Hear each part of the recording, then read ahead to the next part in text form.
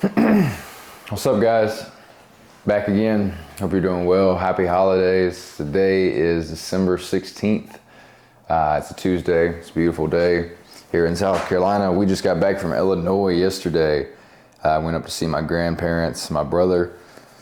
What I want to talk about today is focus, right? Being able to be focused. What does it mean? What does it look like? And how do we apply it today in our crazy time that we live in?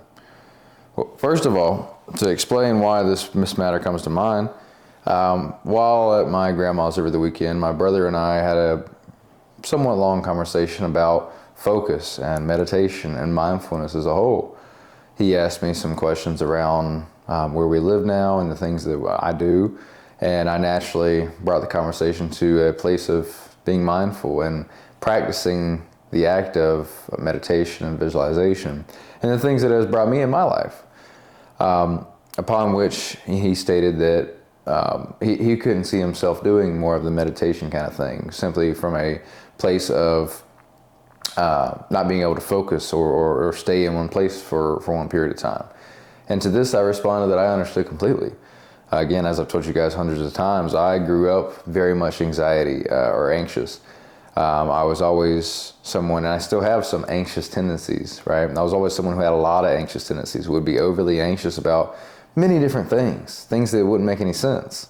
And when I was doing it, if you have anxiety or have grown through some anxiety that you might relate with this. As I was doing it, I didn't realize I was doing it. I was just subconsciously doing it. It was my normal frame of context. It was the normal way that I looked at the world, meaning being overly anxious and overthinking situations. It wasn't until I got older and became more mindful and developed my own understanding around myself and the way I act and why I act certain ways that I was able to put my finger on certain acts of overthinking. And so at this point in my life, I'm very much more mindful and aware and able to spot when I'm overthinking to then get in front of it to then counteract it. But that's taken a lot of practice for me, growing up as someone and being someone who you could say was handed down, no sort of negative context there other than my mother has some anxious tendencies. I naturally picked up on them and certain things from my childhood like that. I had to outlearn or unlearn, I should say, my own reactions to life, my own reactions to my environments from being a child. And I spent 5 years doing it. And 2 years before I jumped into that, those 5 years of developing through that kind of side of me, I was at the lowest, most ugly place in my life. Sophomore year, when I was, 15, 16, 17 years old, I went through my ugliest period I've ever experienced. Now, I wouldn't say this is the hardest time of my life, but it was at the point when I was at my lowest. This was the time of my life where I honestly considered suicide. And more than anything, more than that, I didn't care if I was alive tomorrow. I didn't care if I made it through the night, and my actions reflected that. You see, I got into the wrong crowd with the rest of my actual friends, and we became more than just pot smokers. We were doing drugs, full-on drugs, anything we could find and fit up our nose, we were doing it. And we got into this very ugly point where some of my friends that had been friends for a long time, I didn't consider them as much of friends anymore. More than anything, the new friends I realized weren't actually friends. But anyways, back to the point. It was in that time that I was at my lowest, and part of the problem there was that my overthinking and anxious patterns had led me to that point. You see, prior to this, I was in sports. I played football and wrestled. But while in that, I still didn't realize I had these anxious patterns or tendencies. I wouldn't have put a label on it or a name to it. But they still inflected my actions, of course. So what ended up happening was I was going through the sports and struggling in a lot of ways, also enjoying parts of it, but I would overthink. I would over-prioritize the wrong things. And so I had this division of worlds going on, and the whole time I'm overthinking it all. So I got to a point where I quit. I gave up on wrestling, I gave up on football, and gave up on myself, ultimately, at a time where my mom needed me. At a time where my dad was going to jail, we didn't know what things were going to look like, and there was a lot of confusion in the air. I chose to let my lower self and lower side win the battle. And what followed was even uglier. Again, I was on drugs. I busted these front two teeth out, banged my head on the asphalt, falling off a car, thankfully survived. That was the same incident where I busted my teeth out. Those friends stole from me. I had several run-ins with the police, I might add. They were targeting me in a way you could say, but at this point I had brought it on myself. But needless to say, I was in the ugliest season of my life. And part of the reason why I ended up there was because of my unattended to overthinking anxious patterns. So thankfully in that time, God or quantum physics, because of me letting go of love, sent me an angel, sent me my now wife, the love of my life. At this time where I was at my lowest, this woman walked into my life and looked at me, and it was love at first sight. And we've been together ever since, minus one minor breakup that also shifted trajectories for me. But that was 7.5 years ago now. Those first 2 years, I didn't tend to my anxious patterns. Again, I didn't realize that was part of my problem. But when I hit that 2-year mark, when we actually hit the rough patch, me and my woman, my wife, my fiance, that's when things changed for me. That's when I began to look at things a little bit differently. That's when I began to take even more accountability over where I was at and where I was headed. That's when I really began to lock in on self-mastery and began to get into endeavors that were going to force me to master myself.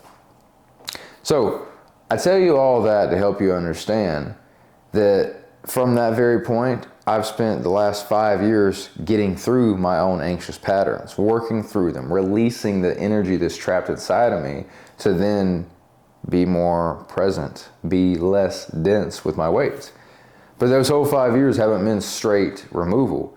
They've been a lot of trial and error, which is what it looks like for most of us when we start. I didn't know, even when I started, I didn't know, okay, I'm going to remove my anxious patterns. No, that's not what I said. I just knew that I was going to strike anew and change trajectories. That's what I knew, and that's what I believed, and that's what I acted on, even when I didn't want to. But through that process and through that journey, I began to look more inward. I learned more about myself more than I'd ever had before. I spent a whole year within life insurance in particular, learning about myself and why I sucked at selling life insurance. And I spent a whole 1.5 years, 2 years altogether, but it was a major year that I shifted trajectories once again. You could say I shifted my identity in one way or another to learn more about myself. See, because many of the things that we don't like about our reality are simply mirrors and reflections of something about ourselves that we don't fully understand.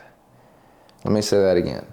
Many of the things that happen in our life or that are consistently a part of our life that we would not choose to have or that we don't like in one way or another are simply reflections of things or versions of ourselves that we don't fully understand and thus don't fully appreciate.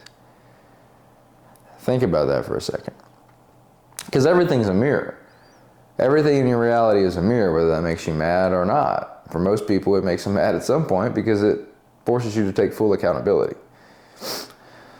So at this point in my life, I realized, again, 3-4 years ago, I had to look inward and accept that it was me. It was something inside of me that was causing the disruption of realities and disruption of the situation I was in at the time. And that disruption looked like anxiety and overthinking.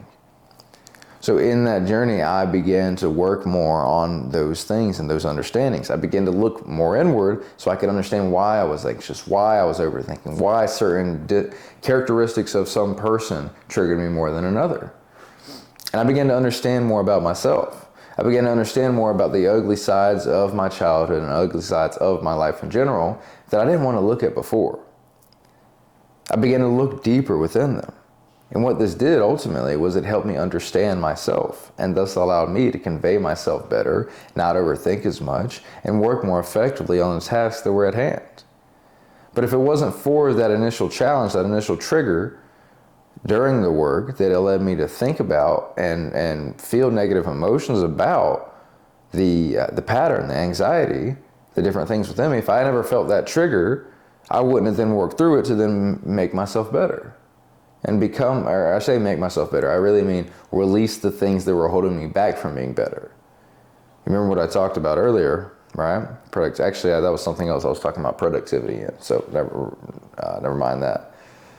So I say all this to tie things back together in terms of we have to do the work on ourselves to release the things that keep us from focusing.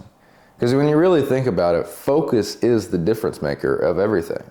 If you can't focus on a job, you're never going to make any more money, any more skill, any more time, any more resources.